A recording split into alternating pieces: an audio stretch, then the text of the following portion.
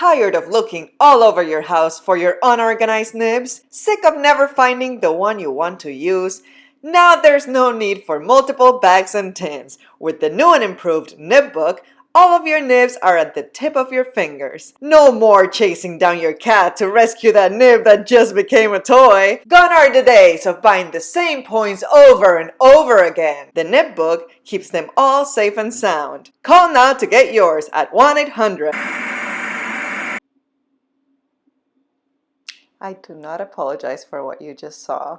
Hello everybody! So the other day I was looking around the internet for some sort of nib organizing method, and I came across multiple blogs actually. I will list them all below, but I did find the root origin blog that inspired the other two blogs to be this person's. I forgot her name, so I will put her in the frame right now, but it will all be listed below as well for you to check it out. These wonderful people decided to take corrugated cardboard and make a nib organizer out of it because it is surprisingly absolutely perfect for any kind of dip or fountain pen nib. So, like I am sure is also the case for many of you, I have a wide array of methods to organize my nibs that are not necessarily the most efficient. I just have some on tins and some on other tins and some in little containers and some in bags, and they're just kind of all over the place, which creates multiple problems. But the number one problem actually that I find that I have is that I completely forget what I have. So I think I have some sort of organization method going on, but then I think that I lost a nib, so then I buy a new one, and then I end up with multiples, which is also not a problem because dip pen nibs are not supposed to be used forever, but I do want to be more efficient in the way that I keep them. So for this particular organizer, I will only be using my dip pen nibs because that is what I feel the need to have an organization method for. Although I do have my fountain pen nibs, my spare ones in a bag, I don't use those half as often as I do my dip pen ones. I only use those occasionally when I do decide to switch out a nib in a pen. So I am keeping those in a separate bag, just like what you just saw in the little clip. But onto the dip pen nib organizing. Of course, if you have been here for, I don't know, any given video, you know that I don't do simple, plain, cardboard, anything. So I went to Michael's and bought about half the store to go as extra as I possibly could with this nib organizer. But before that, I just picked a cardboard box that I thought was good. So basically, I just wanted to make sure it was in good condition, that it wasn't overly bent or overly used, so that it's solid and in good shape for it to last as long as it possibly can. The first thing I did was grabbing a box cutter and dividing the box in the divisions that it already naturally has in order to make it easier to manage and then decide what sizes I want for the actual divisions for the pages of the nib book. In order to decide what I wanted these sizes to be, I actually used one of my tallest nibs. I highly suggest you do the same. It just makes more sense than just picking random measurements. That way I can decide from the start before cutting anything how much space I want in between those pages of the organizer. This of course might differ from person to person depending on which nibs you have, but if you're interested, I will include the exact measurements that I use in the screen right now. For cutting the cardboard, I love using this angled ruler. I talked about this ruler briefly in my last video, the studio tour. I use it all the time, mostly for calligraphy, to be able to do straight lines. Hello, Lolo. Of course, I cannot possibly film without you. What was I saying? Oh yeah. This is a construction ruler. I got it at any construction store. I can't remember exactly where I got it, but I'm sure they have it available. It is perfect for being able to cut straight lines without having to do double or triple the number of measurements. So with that and just any cutting board, I decided to cut according to the markings I already did. And then as far as the number of pages, I also simply decided that based on how many nibs I have, I don't believe that I'll be acquiring a big number of new nibs anytime anytime soon. I do have space for growth. I made sure that I have plenty of spots in case I buy new nibs, but in general I do expect that my collection will stay very similar, so 3 pages was enough for my organizer. Something that I did decide to do, which I'm so happy I did, was buy a different type of cardboard for the outer part, because corrugated cardboard is of course a little bulkier than I would like my entire organizer to be. It would just be a bit too thick, and I would like it to be more like a book, more like something that I can take with me to places if I want to. So I got this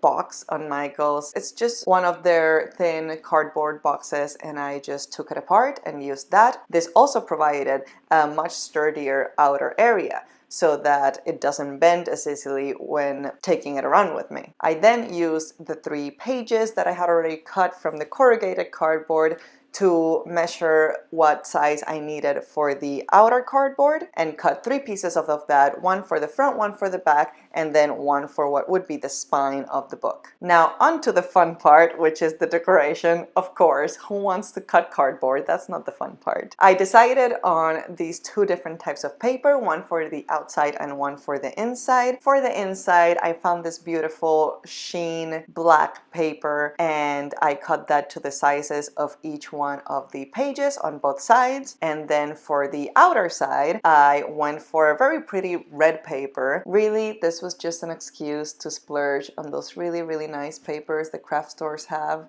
and then you buy all of them and you just stock up on them and never use them because you're too scared to use them, because you could ruin absolutely the best paper in the world by using it on something that then you made a grammatical calligraphy mistake on. Yeah, so now you're not going to do that. Now you get to use it on something that is apparently useful and long-term, and you get to see it all the time. So go ahead and spend $2 on one single piece of paper. In order to guillotine it later, I decided to do some sort of pattern similar to what a sewing pattern would look like, in terms of measuring what I needed for each side and assigning it to whatever part it belongs to. And then for gluing it, I don't know if I can properly call myself a crafty person, because up till this day I had never used Mod Podge. I also just learned that it's Mod Podge and not Mod Podge. But now it is all fixed, because I have 2 bottles of Mod Podge in my studio now. Anyway, this worked very well. It does dry clear. It was amazing to work with, until we got to the part with the ribbon, which is, we'll tackle that issue, frustration, when we get there. Before actually gluing the pieces of paper to decorate the cardboard, I decided to bind the pages of the book. I just did this with Scotch tape. Honestly, it worked perfectly well. You'll see how I just lined it up and then applied 2 small pieces on each side, and then once it's stabilized, I then applied a longer strip of tape throughout the whole thing, just to make sure it's strong and it doesn't fall apart later on. And then I just did that with the inside part of each one of the pages. After that, you can cover the tape with the pretty paper and nobody will ever know it's there. And then came my dilemma with the ribbon. I had this wonderful idea of making a perfect bookbinding like ribbon addition to my nib book, and Mod Podge doesn't like working on ribbon very well. I don't know, actually, if you can recommend me some sort of glue, probably some sort of fabric glue that would work with ribbons and paper, just please write it in the comments. I would love to know for the next time I do this, because I was fighting with it. I used clips, I used gravity, I used my own strength, I used my cat's strength. No, I didn't, he would have destroyed it. I used absolutely anything that I could think of, and this just did not want to stay neatly. Eventually, after a lot of fighting with it, I did manage to use a clip and to at least hope for the best and have it stick. It still didn't stick to the binding itself. Ideally, what I wanted is for the binding to all stick together with the ribbon, but there's still, once I open it, there's a hole between the binding and the ribbon, the way many books look actually, so I think that was maybe to be expected, but at least I did manage eventually to get it to stick to the paper and the rest of the cardboard. Just warning you though, you have to give it quite a bit of drying time in order for it to actually stay. So just plan on, once you put in the ribbon, you're not gonna really be able to continue working on it for a while. just let it sit for like an hour to make sure it's all good, and then you can continue with the next steps of decoration. My next decorative element was adding corners to the front cover of the book. These are metal corners, the kind that you just fold over in order to make them stick. This is probably my favorite part of it. This just gives it, actually pulls it together and makes it actually look like a book instead of just some cut cardboard covered in paper. For closure, you can do whatever type of closure works best for you. You could put one of those snap buttons, you could put an actual button, you could maybe a button with a little elastic to close it would be really cool as well.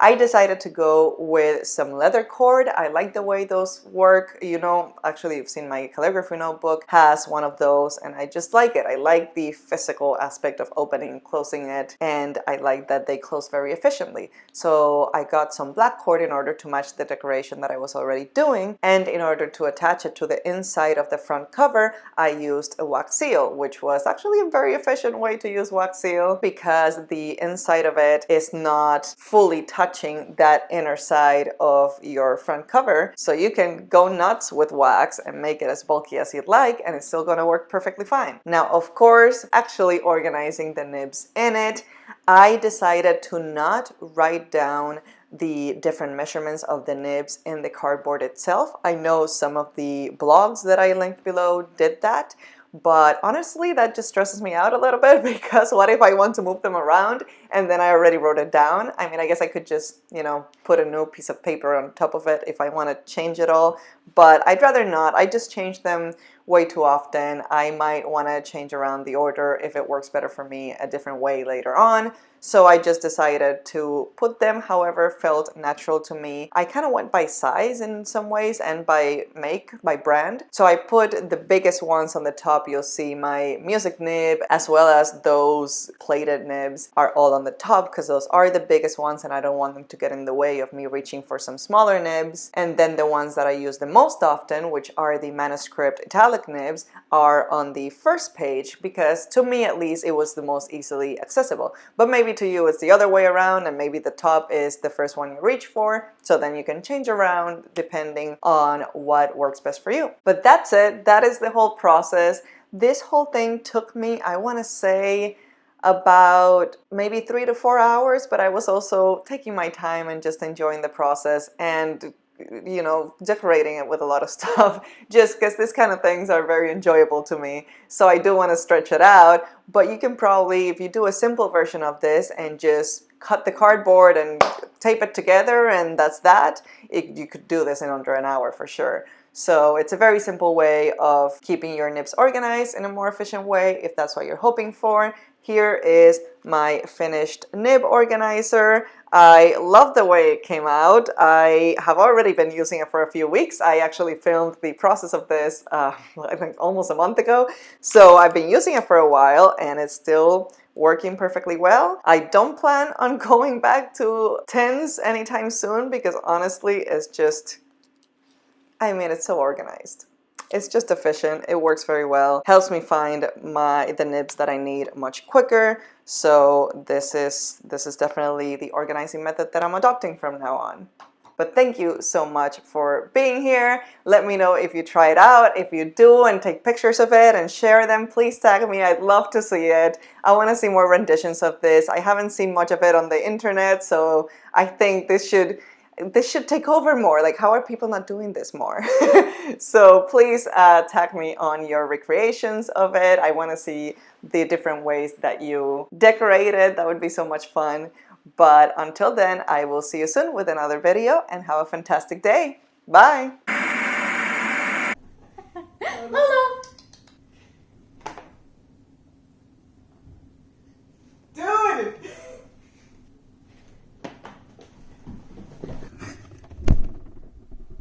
Don't leave your phone in there for too long. I know, one more.